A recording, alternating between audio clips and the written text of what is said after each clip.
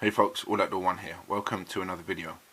Today I'm just going to be doing a quick show and tell about my recent knife setup. I've seen these videos on YouTube for years now. You know, they've got a survival knife and have got some kind of survival kit attached to the knife. This is a somewhat practical solution in some circumstances. I have used this type of system before, but go on and off it, but in this format it's quite low profile, so generally I just tend to carry this whole thing in my pocket, in a zippered pocket, and I don't carry it on my belt or anything along those lines. Particularly in some woodlands, you know, walking around with a knife on your hip will probably get you some unwanted attention, and you know, it's just more discreet to have it in your pocket, in my opinion. It's always within reach and still practical. Right, so moving on anyway. As you all know, I'm a great advocate of the F1 Fallkniven. I've had this particular blade for about 8 years now, and yeah, I could criticize it in some ways, but as far as it being a sturdy workhorse of a knife for the outdoors, I'm definitely giving it a thumbs up on that account. I'm still loving it. Blade still sharpens up beautifully, and I've batoned some pretty serious chunks of wood with this, and have yet to chip the edge or anything along those lines. Also makes for a great fire steel scraper on the back end. Some of you may remember I have made a few modifications to this, but check out that video if you want to see more of that. I have recently just added a little tritium into the handle, so obviously that's visible from both sides, so if you drop it, you know where it is.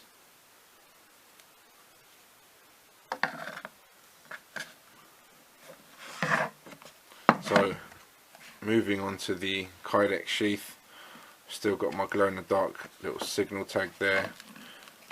On the reverse of that, as you may remember, I've got my super reflective tape,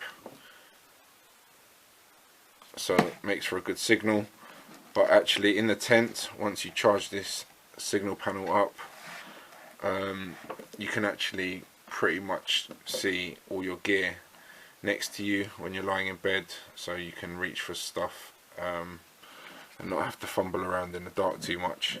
Surprisingly bright inside a tent once you get your night vision adjusted. So moving on to the actual survival kit element of this. As you can see, I've got it attached there by Velcro straps. Simple enough to remove if you need to quickly access it. On the Kydex sheath there, I've got some ranger bands for fire lighting purposes. Also good to attach gear into if you want to carry anything in that way. So the pouch itself, I made this by hand, little one-off design, velcroed on the front, as you can see, and inside we have the kit. So we'll just go through the contents now. First up, we have some very fine cord with a breaking strain of approximately 200 pounds. There's about, I think it's 15 feet in here, so in theory that could help with catching game, building shelters. Probably a little too thin for friction fire lighting, but can also be separated up into the individual braids and used for clothing repair or equipment repair, for example, different kinds of lashings. As I said, it is a very strong cord, Technora in fact. Next up we have a small compass, survival compass. Keep it in the bag just to keep it free of damage. Obviously that can help you navigate in the day or the night. Obviously you don't have to be reliant on the sun or the moon or the stars or anything else to know which way you're going. Always handy.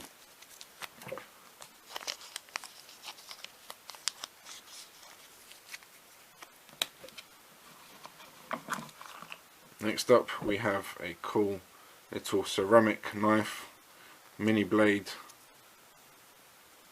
very sharp as you'd expect, and great for preparing tinder for example, and good for cutting cordage, anything along those lines.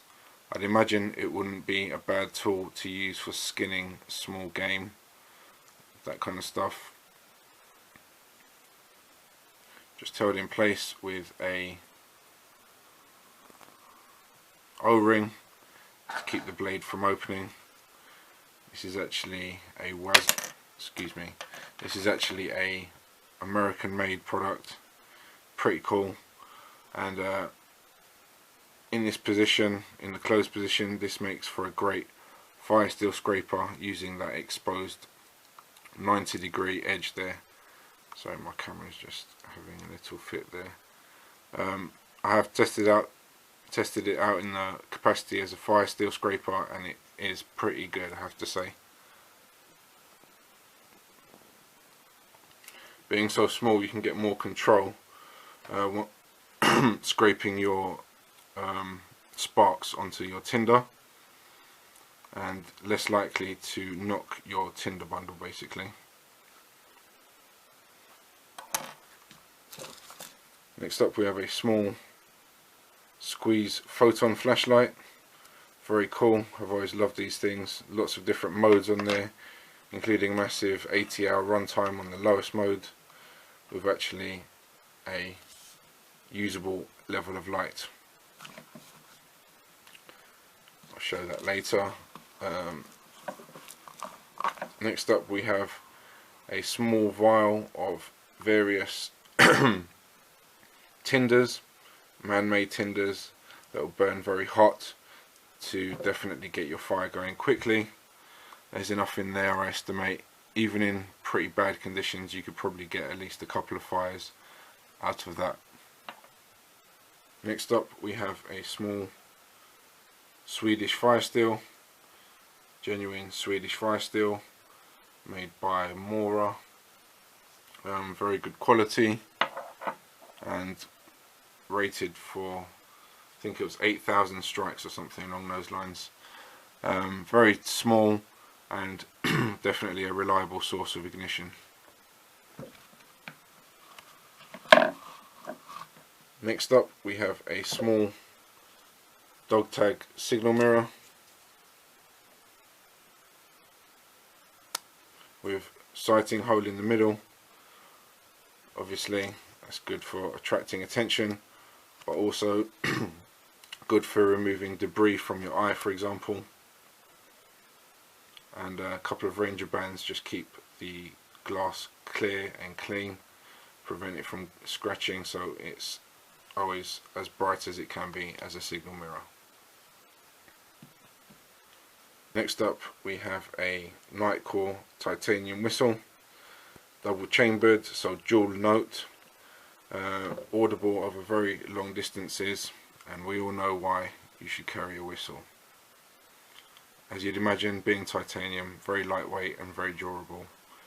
And finally we have a small device of my own making.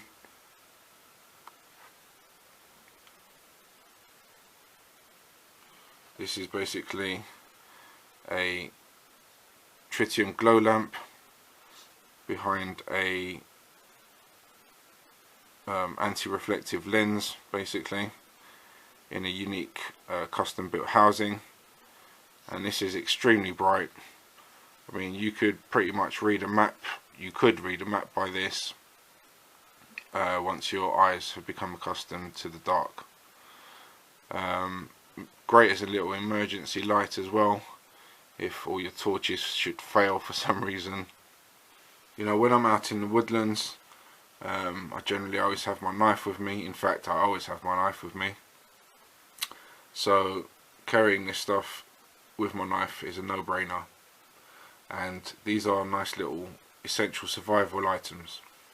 Obviously I do have a full medical kit which I do carry in my rucksack with me, but it's a bit too large to practically carry around comfortably whilst I'm doing various bushcrafty tasks in the woods. So these items here just afford me a little bit of protection and a few options if for some reason things go bad, or for example my main pieces of equipment fail or are lost. So this has been my survival knife, survival kit sheath setup. I hope you found this video enjoyable. If you've liked this video, don't forget to hit the thumbs up button, and please subscribe for lots more news, reviews and discussions. Also, don't forget to check out my website, alphabushcraft.com. This is All Outdoor One, signing out for now. Thanks for watching. Take care.